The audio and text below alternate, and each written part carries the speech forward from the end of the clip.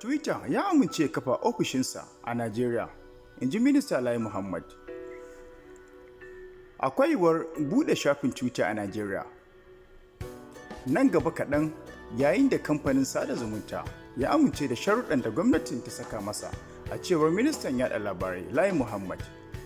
Ta kuna sauran wannan labarai ne daga wannan channel ɗin tamu mai albarka. Idan baka subscribe tun a baya ba, muna so ka danna mana subscribe. Rahotanni da jaridun Najeriya ke rawaitowa sun ce minista ya bayyana haka ne jim kaɗan bayan kammala taron majalisar zartarwa da aka yi ta intanet ranar Laraba kenan, ƙarƙashin jagorancin mataimakin shugaban ƙasa Yemi Osinbajo.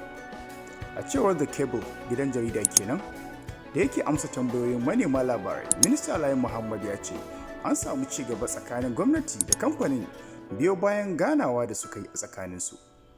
Lai Muhammad ya ce Twitter ya yarda da mafi yawan sharuɗan da gwamnatin Najeriya ta gindaya masa, ciki har da kafa ofishin shi a Najeriya, abin da zai sa a samu wakilci a ƙasar nan kenan. Sai dai kamfanin ya ce har sai 2022 zai iya kafa ofishinsa a cewarsa. Kuna ganin wannan zai kawo gyara a harkar social media?